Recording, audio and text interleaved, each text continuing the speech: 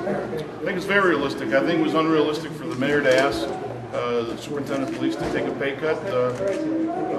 It's going to happen. Yeah. It's very rare. Yeah. So it's not a rare circumstance anymore.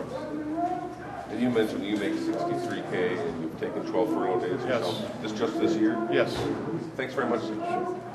And who is out here? I understand they're from the union, but today. SEIU, Local 73, faculty, staff, and I'll be joined by a couple of my other colleagues. Senator Lightfoot and Senator Hendon are scheduled to be here. Do you know if they're coming? Have you heard from them today? Heard from them last night that they would be here. Now, you mentioned... Who are you with? State House News. Okay. Of course. You mentioned, I guess, the hardships on employees and staff and faculty. What about the students? What do you think about the tuition increases that are planned? Students are facing a perilous time today in Illinois. They are finding it very difficult, first of all, to access an education here at the University of Illinois, and then second of all, to pay it off. Being burdened with a $50,000 to $80,000 debt after they graduate is not the way to start off your working career. That's unacceptable. Now, President Eikenberry said the increases that the students are facing will come with an increase to financial aid. Is that a good enough offset for you, or do you think there should be a tuition freeze? I think students at the lower rung of the social ladder, families making less than $40,000, are getting still significant financial aid. But for families that are making from $40,000 to $80,000, they're getting zero, goose egg, and their only option is taking student loans out and burdening their children with these huge amounts of debt that is unconscionable. Now, President Eikenberry mentioned, I guess, amending the tuition structure in its entirety. Do you have any, I guess, legislative action that could amend this process, change the way financial aid is given out? Or I think I look better for the university to better justify their cost, which result in these tuition increases. I've yet to get a full justification from the university and the administration on their tuition rates or their tuition fee increases. All right. Now, in terms of inflation, President Eikenberry has also said that these adjustments are minor when you consider taking into consideration inflation. Do you buy that? I guess that justification. So the legislature Governor Quinn would like us to increase taxes by 2% today, and there's blowback by the people in Illinois in regards to a 2% increase. A 10% increase, is not acceptable and is not considered minor. When you increase tuition by 10% over the last 5 years, that's a 50% increase over the last 5 years. That's unacceptable. Hey, how are you? Channel 7 now. Have you repeat yourself, I'm sure. But is hiring Dr. Hogan now the wrong thing to do? I think he's a good selection for the University of Illinois at this time. I think his credentials are stellar and love to have him here. But I don't believe that, and find it insulting that on the day that they're contemplating increasing tuition by nearly 10%, that he's taking a $170,000 pay increase. I'm asking him to forego that increase and take the same salary that the past president took while he was here. But doesn't talent cost money? Sure, talent does cost money, but so what? The president of the United States makes $400,000.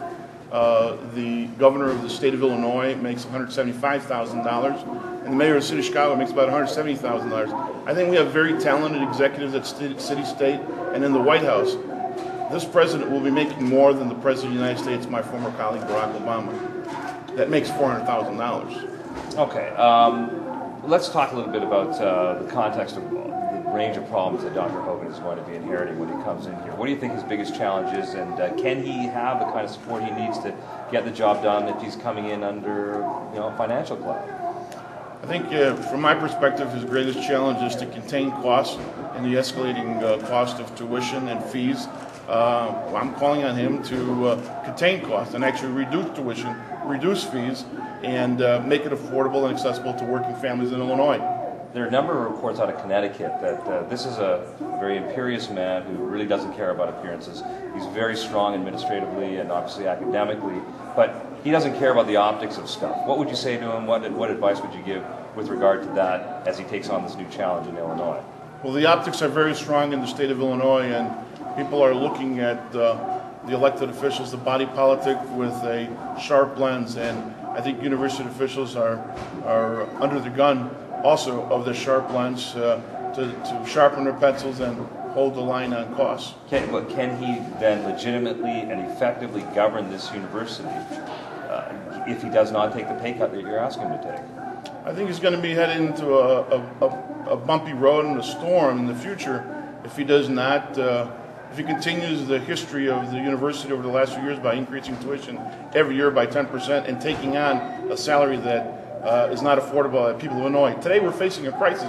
We have a budget shortfall of $13 billion. The university has not been paid over $400 million, and he's taking a $170,000 pay increase. Whether either you don't have the money or you do. They obviously are sending a loud message to the people of Illinois that they do.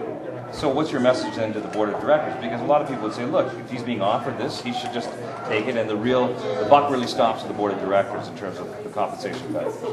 Yeah, there's no doubt. I have had conversations with Chairman Kennedy and a number of the trustees that they should hold the line on tuition. They should freeze tuition for fiscal year 11, and they should not increase the president's salary by $170,000. But how can and that's gone on deaf ears. But how can they do that if the state's not giving them hundreds of millions of dollars that are owed?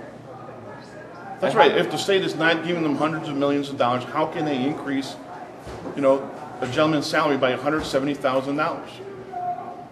Yes, but if the state isn't giving them, and they have to still continue to administer this university, how can you avoid tuition increases? How can you avoid not having to pay the piper at the end here? My former colleague, Senator Barack Obama, now the President of the United States, makes $400,000, and he's the leader of the free world and running one of the largest corporations in the world. How does he do it on $400,000? I think other people pay for as much. No, but anyway, I mean, seriously, back to the politics of it. Can he govern effectively if he doesn't send the right signals in terms of fiscal conservatism right now, in terms of his own pocketbook? I think he would send a strong message and the right message to the people of Illinois by exercising some fiscal constraint, by foregoing his $170,000 salary increase. That's for starters.